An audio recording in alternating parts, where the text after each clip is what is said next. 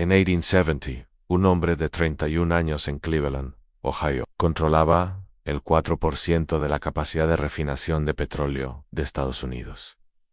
Para 1880, controlaba el 90%. Para 1904 controlaba el 91% de la producción de petróleo y el 85% de las ventas finales. Y había creado la plantilla para todos los monopolios que existen hoy en día. Su nombre era John Don Rockefeller. Y el sistema que construyó, las estructuras corporativas que inventó, las tácticas monopolísticas que perfeccionó, no murieron cuando Standard Oil fue desmantelada en 1911. Evolucionaron, se extendieron y controlan tu vida en este momento en 2025. La gasolina que echas, los medicamentos que compras, las plataformas tecnológicas que usas, la comida que comes, los bancos de los que pides prestado, todos usan el manual de Rockefeller. Integración vertical, consolidación horizontal, captura o regulatoría o fundaciones exentas de impuestos que moldean la política, y un dominio del mercado tan completo que la competencia se vuelve imposible. Rockefeller no solo construyó un imperio petrolero, construyó la arquitectura del control corporativo moderno, y no puedes escapar de él porque el sistema no es Standard Oil. El sistema es el método, y ese método ha sido replicado por todas las corporaciones dominantes durante 150 años. Amazon lo usa, Google lo USA, Pfizer lo USA, JP Morgan lo usa. Todos aprendieron del mismo plano, el plano de Rockefeller.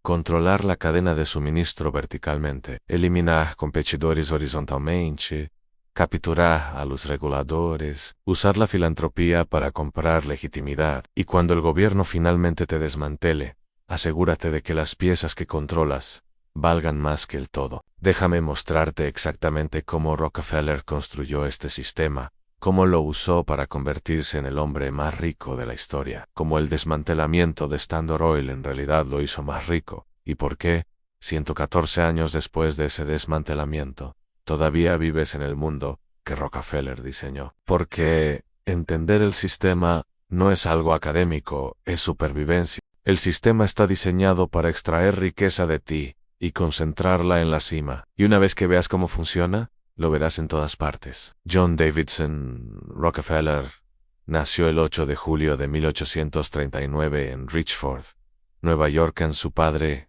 era un estafador que vendía falsas curas contra el cáncer. Su madre era una bautista. Esta combinación, la crueldad del estafador y la certeza moral del bautista, definiría todo el enfoque de Rockefeller hacia los negocios. Destruía a sus competidores sin piedad, mientras creía que Dios lo había elegido para organizar la industria en beneficio de la humanidad. No era hipocresía, era una convicción genuina de que su monopolio era moral, porque traía orden al caos y eficiencia al desperdicio. En 1859 se descubrió petróleo en Titusville, Pensilvania.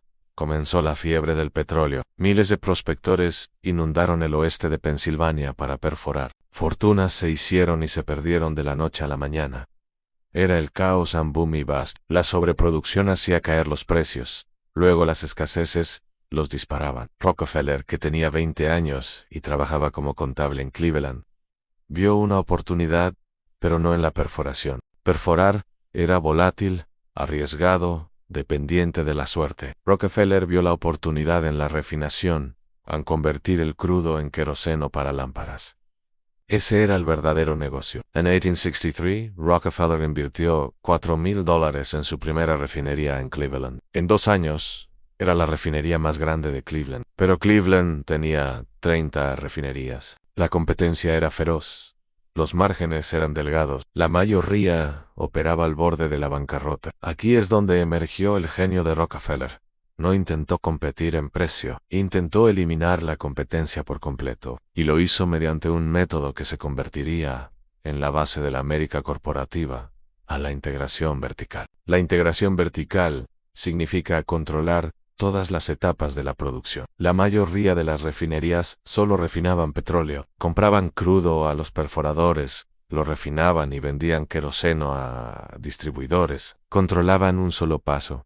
Rockefeller decidió controlar todos los pasos. Compró fábricas de barriles para no tener que comprarlos. Compró vagones cisterna y ferrocarriles para transportar su propio petróleo. Compró sus propios almacenes para almacenamiento. Compró las redes de distribución para vender directamente a los consumidores. Cada paso que antes era un negocio separado generando ganancias para otro, Rockefeller lo internalizó. Esto le dio enormes ventajas de costo. Mientras los competidores pagaban 25 centavos por barril a los fabricantes, Rockefeller los hacía por 15 centavos. Mientras los competidores pagaban a los ferrocarriles por transportar petróleo, Rockefeller era dueño de los vagones cisterna y negociaba rebajas secretas. Los ferrocarriles le pagaban por transportar su petróleo y cobraban más a los competidores. Esto no era solo eficiente, era depredador. Rockefeller podía vender queroseno a precios que arruinaban a los competidores mientras aún obtenía ganancias. Y eso es exactamente lo que hizo. En 1870, Rockefeller creó la Standard Oil Company de Ohio. En su capacidad de refinación,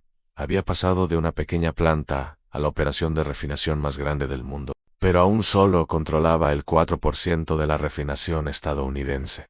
Eso no era suficiente. Entonces Rockefeller lanzó la segunda fase de su estrategia, a la integración horizontal. Si la integración vertical es controlar toda la cadena de suministro, la integración horizontal es comprar o destruir a todos los competidores. En 1872, Rockefeller inició lo que los historiadores llaman la masacre de Cleveland. En 3 meses, Rockefeller se acercó a todos los dueños de refinerías en Cleveland. Les ofreció comprar sus refinerías. Si aceptaban, pagaba un valor justo de mercado y a menudo los contrataba como gerentes.